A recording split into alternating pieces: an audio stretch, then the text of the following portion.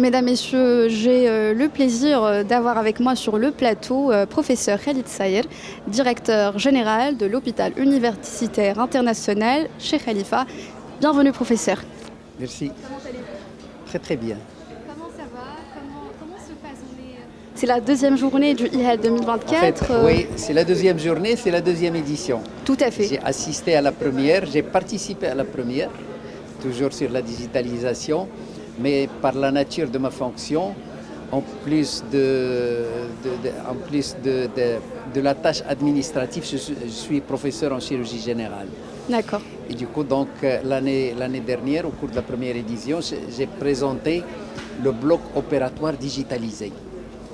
Voilà, donc en même temps, donc, on est parti pour digitaliser notre bloc opératoire d'abord, celui de l'hôpital Cheikh Khalifa, qui relève bien sûr de la Fondation Mohamed VI.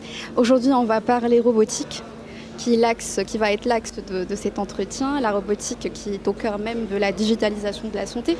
On entend beaucoup parler de robots dans le domaine hospitalier. Vous m'avez expliqué tout à l'heure qu'il faut distinguer entre robotique générale et robotique chirurgicale. De quoi il s'agit exactement, professeur? Alors, l'hôpital, quand on a un hôpital digitalisé, donc là, on commence à acquérir des objets connectés. Et les applications de la robotique au milieu hospitalier sont très larges. Alors, il y a d'abord le robot chirurgical, on en parle beaucoup.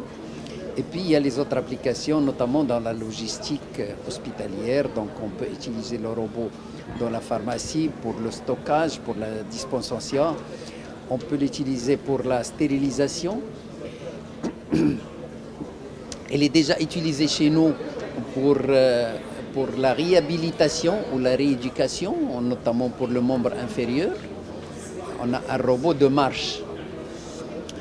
Ça d'un côté, et puis il y a eu l'avènement dernièrement donc, de l'introduction dans l'arsenal thérapeutique chirurgical du robot chirurgical au Maroc.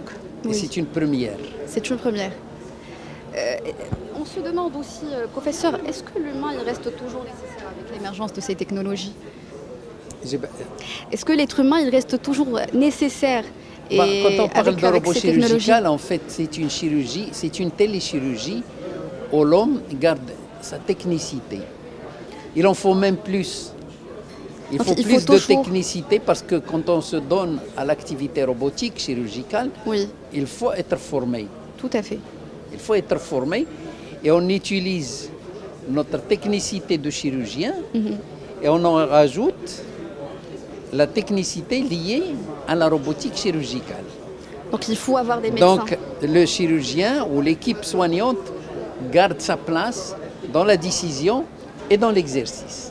D'accord. Et comment la robotique, là on va faire un focus sur l'hôpital, comment la robotique a-t-elle été intégrée dans vos soins quotidiens à l'hôpital?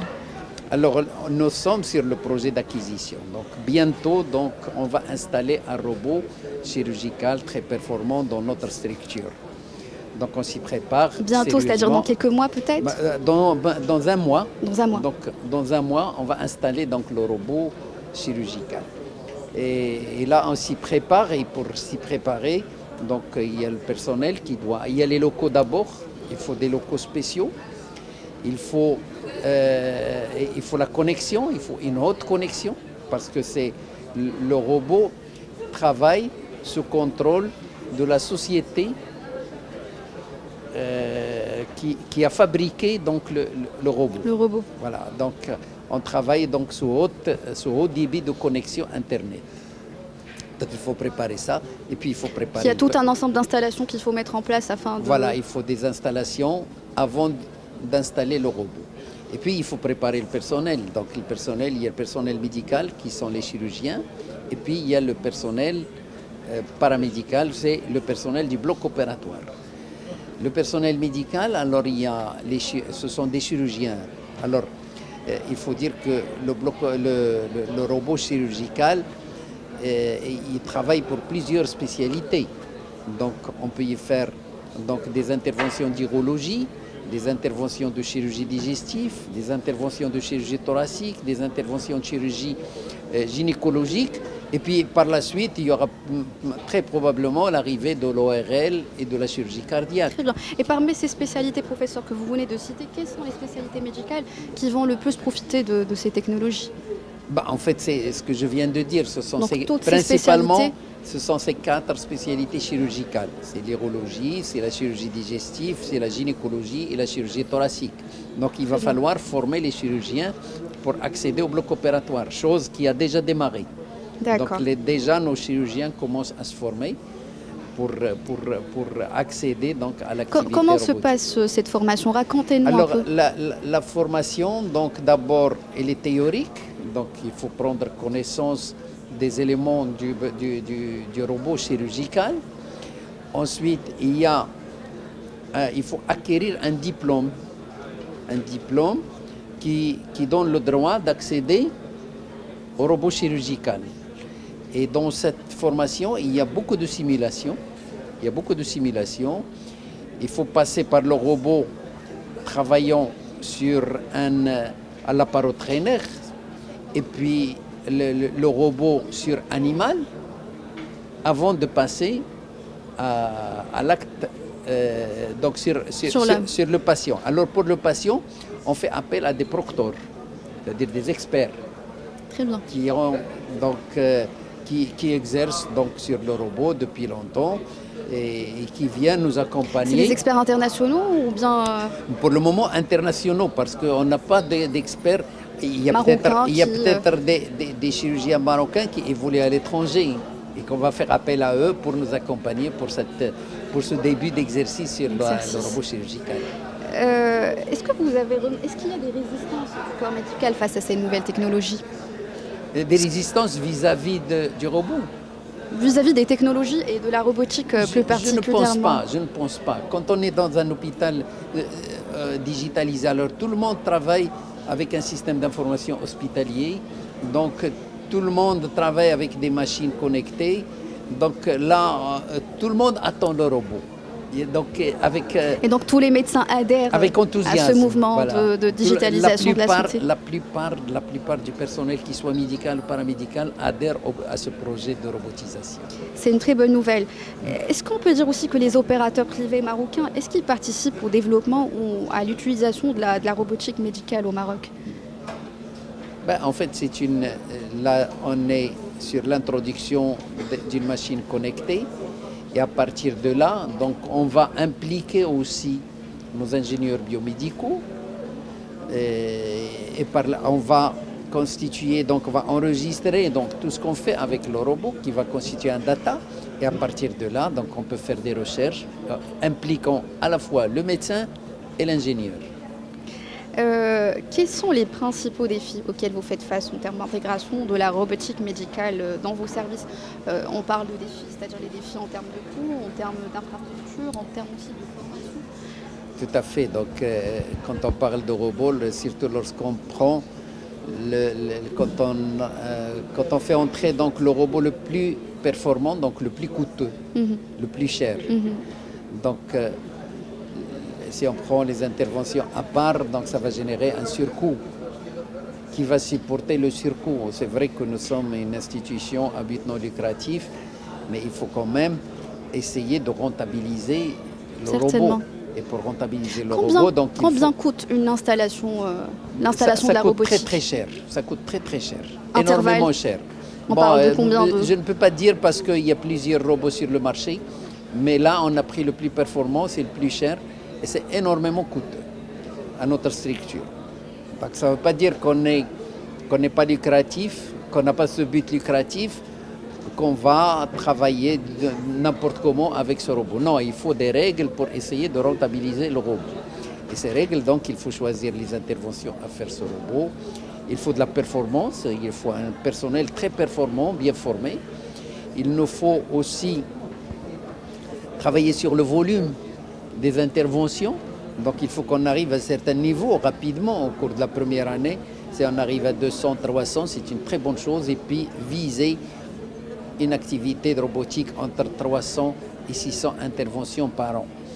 Voilà, pour essayer. C'est ça l'objectif. C'est ça l'objectif. Et puis, il faut préserver le matériel. Il faut que le matériel dure.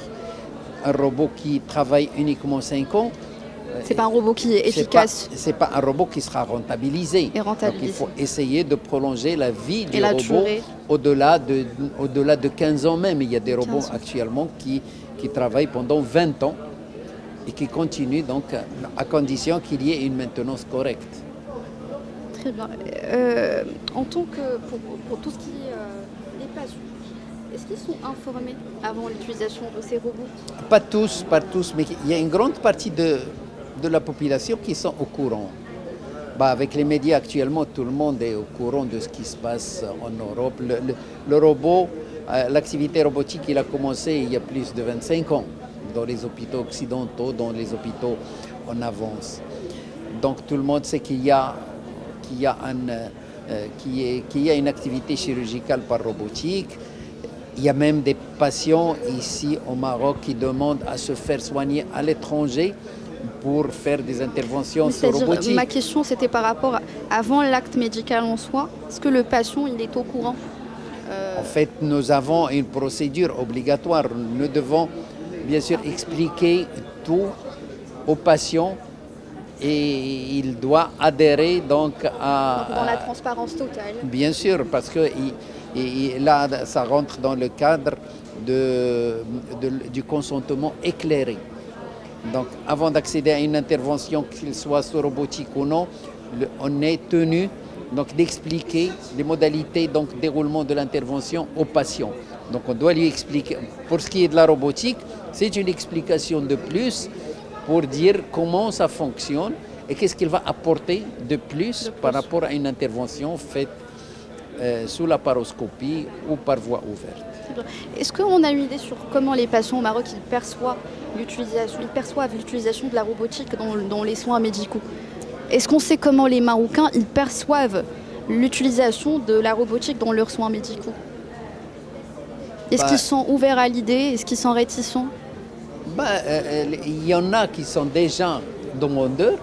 Ce sont ceux qui demandent à aller à l'étranger pour se faire soigner par robotique. Déjà, ils connaissent très bien, mais là, c'est le rôle des médias actuellement. Et nous aussi, donc on va essayer d'expliquer à notre patientèle les bienfaits de la robotique. Merci beaucoup, professeur, pour ces réponses très intéressantes. Nous avons certainement fait le tour de la question de la robotique. Merci pour votre présence aujourd'hui parmi nous.